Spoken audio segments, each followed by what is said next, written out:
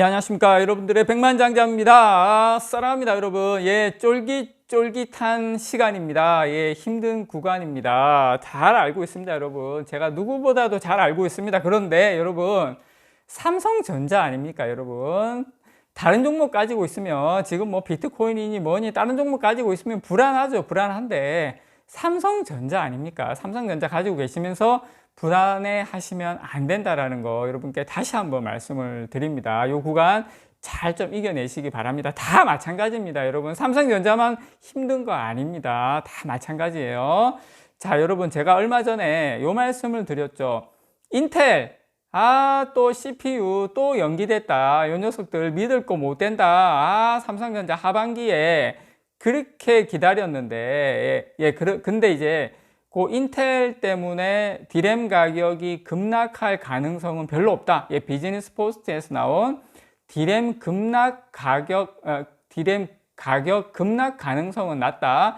인텔의 서버용 CPU 출시 지연 이 영향은 상당히 미미하다. 요 관련 요 좋은 소식 여러분들에게, 그 인텔이 늦어진다는 거에 대한 후속 버전, 업그레이드 버전이죠. 어떻게 보면 다음 버전 소식 여러분께 좀 전달을 좀 해드리도록 하겠습니다. 자, 인텔이 차세대 서버용 CPU 중앙처리 장치죠. 이 양산 일정을 미뤘음에도 불구하고 D램의 하락폭은 크지 않을 것이라는 분석이 나왔습니다. 현대차증권에서 관련 분석이 나왔는데요. 요 소식 여러분께 좀 전달을 좀 드리도록 하겠습니다, 여러분. 자, 백만장자님, 왜 인텔이 서버가 가장 시장이 상당히 큰데 요거 좀 연기되고 하면 좀 삼성전자 실적에 안 좋은 거 아닙니까? 백만장자님.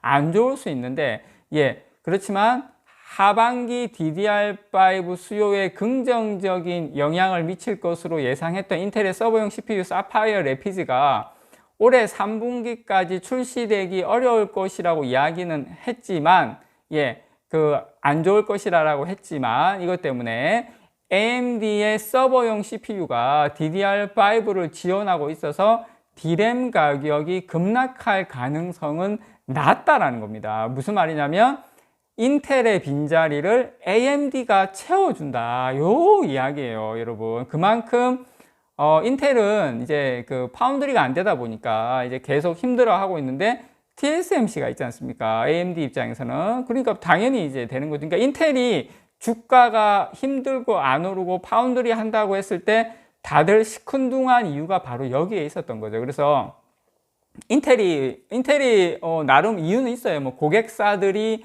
뭐 인증 이런 것도 안 해주고 뭐 여러 가지 이유로 지금 서버용 사파이어 래피즈가 출시가 안 된다 이렇게 이야기하는데, 아니 그러면 AMD는 뭡니까? AMD는 뭐 고객 인증이 뭐 문제가 있습니까? 그러니까 저는 좀 그거는 아니라고 보고요. 인텔 자체의 문제가 가장 크다, 저는 개인적으로 그렇게 생각을 합니다. 그래서 제품 양산은 4분기에 이제 4분기부터 시작될 것으로 예상이 됩니다. 물론 그때 가봐야 합니다. 그것도. 그렇지만 그때부터 공급이 된다 하더라도 실질적인 공급은 많이 미미할 것으로 보입니다.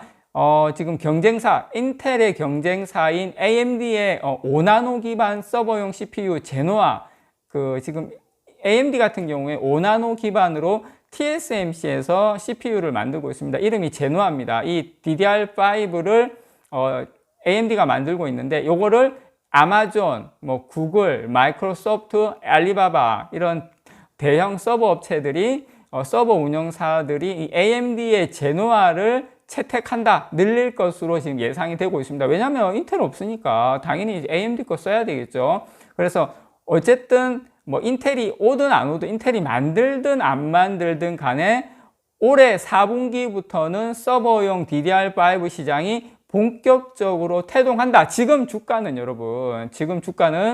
많은 뭐 악재 이렇게 뭐 이야기를 하고 있지만, 우리가 올 하반기에는 좀 안 좋을 것이다 라고 이야기를 하고 있지만, 결국 4분기부터는 이 DDR5 시장이 본격적으로 태동할 수밖에 없다. 왜? AMD의 DDR5가 먼저 나오기 때문에. 그래서 뭐 최근에 뭐 인텔의 서버용 CPU 출시 지연, 뭐 스마트폰, 뭐 PC 수요 축소 이런 것 때문에 삼성전자하고 SK하이닉스의 주력 제품인 이 D램 가격이 3분기부터 추락할 거다. 트렌드포스 같은 경우에 대만 시장 조사 업체입니다. 얘네들은 D램에 대해서 맨날 이렇게 안 좋은 이야기를 많이 해.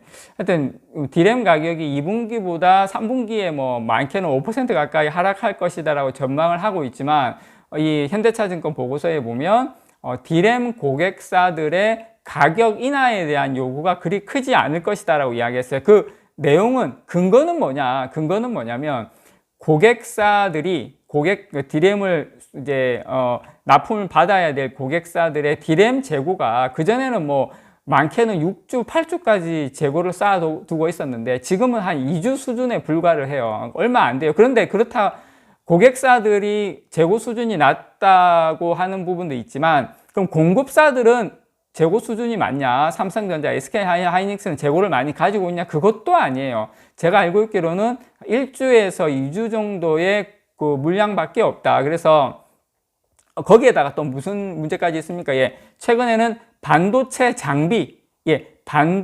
장비를 직접 인도받는 그 시간까지 지금 증가하면서 반도체 공급의 제약이 상당히 커지고 있다. 지금 그런 상황으로 계속 가고 있다는 게 포인트라고 생각을 합니다. 그리고 여기에 2023년 1분기부터는 엔비디아의 신규 그래픽 처리 장치 GPU죠. 그다음 인텔의 서버용 CPU 이쪽이 공급이 본격화되면서 내년 1분기부터는 서버용 DDR5 수요 증가가 많이 커지고 하기 때문에 아마 올 하분기부터 빠르면 D램 가격이 뭐 급등은 안 하더라도 최소한 급락할 가능성은 거의 없을 확률이 상당히 높다고 생각을 합니다. 그리고 여러분 지금 D램 기업 삼성전자, SK하이닉스, 마이크론도 마찬가지고 이 밸류에이션이 기업 적정 가치가 지금 현재 가치는요, 제가 봤을 때 내년도 2023년까지 엄청난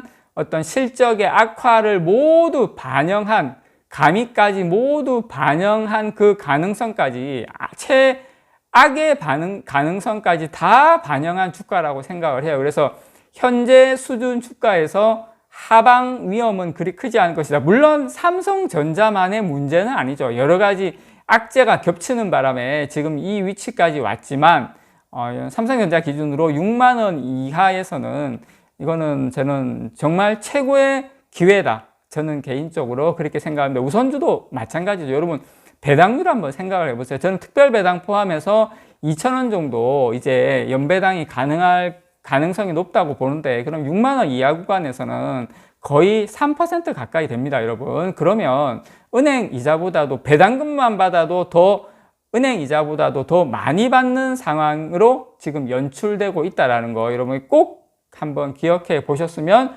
좋겠습니다. 이상 여러분들의 백만장자였습니다. 사랑합니다, 여러분.